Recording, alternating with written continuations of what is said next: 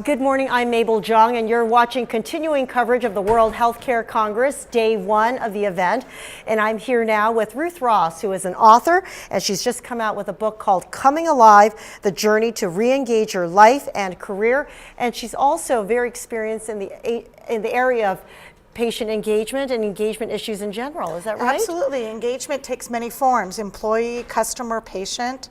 All right? It's all about engaging the hearts and minds of the people you work with. Why is it so difficult for people to really get this right? You know, I think what happens in a lot of organizations, right? And if you think about the world of healthcare, you have hospitals, right? You have healthcare insurance companies, all kinds of different scenarios.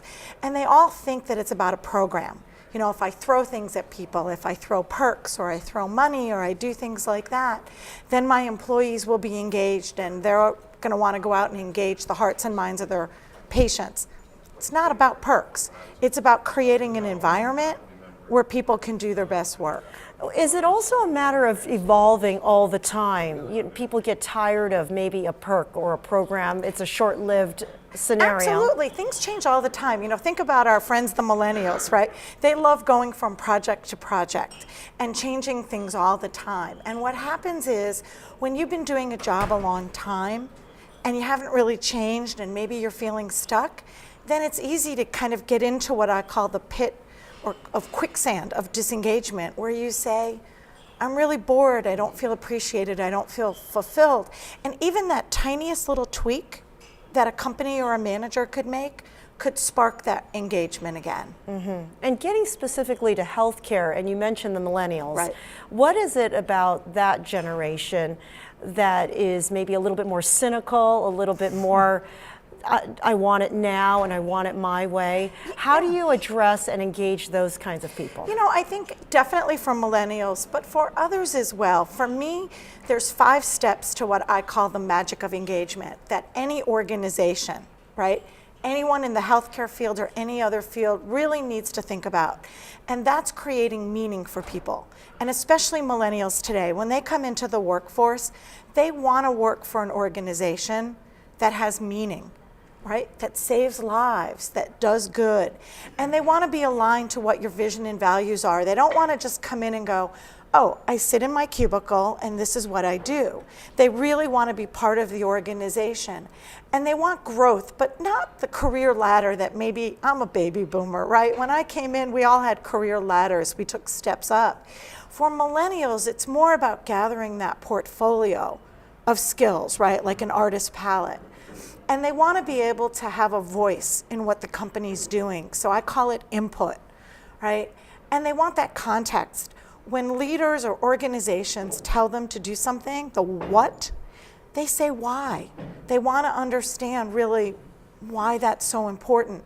Those 5 things, meaning, alignment, growth, input, context, that's the magic of engagement. So what is your advice to corporations that do want to invest in doing this better? Are there certain things that they must do and things they can just shelve? Absolutely. I think they can shelve a lot of the programs, right? You know, taking lengthy surveys that you do once a year and by the time you get the results back, it's stale data.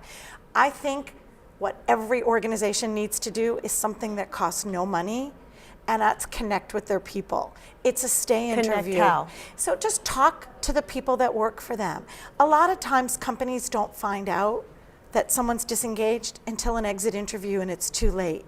If you and I work together, why wouldn't we be sitting down once or twice a year to really just go out and have a cup of coffee, sit in our offices and talk about how are you feeling about work? Mm-hmm. What's making you excited to get up that morning, or conversely, what's causing you pain, and the obstacles, and just connect and have a conversation so that you can listen both to what someone's saying, but also what they're not saying, you know, in their body language, and react accordingly and tweak those things. That's how you find out in the moment what's going on, not from an anonymous survey. So certainly there are a lot of things that companies need to get on board to do. What's the good news? The good news is that I think people are really starting to get it. You know, there's a huge amount of disengagement in the world today. Unfortunately, only 13% of the global workforce identifies themselves as engaged. Stunning numbers. But it's being talked about a lot more now, and I think people are waking up to the fact that it's really about creating a foundation of culture and engagement that creates this environment where people can do their best work. So the conversation is happening more and more now, and it'll eventually turn around. It just takes time. You can't move an ocean liner, right, in a matter of a few minutes. You got to get the ripples going, and I think that's what's happening in the workforce today. What's another takeaway, Ruth, that you think that people absolutely must have? You know, pay attention to what's happening, not just at work, but at home. So if you're going through something at home, you know, if you're going through stress of childcare or relationship or family financial issues, when you get dressed in the morning, that stress gets dressed with you and goes into the workplace.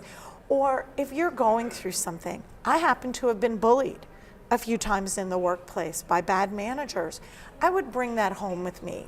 And I think we have to learn that we have to pay attention, because you can't compartmentalize your life and say this is only happening at work or this is only happening at home. Okay, Ruth Ross, thank you so much for your time today. Thanks for the time. I appreciate it. Enjoy the conference. And I'm Mabel Jong. Thanks for watching.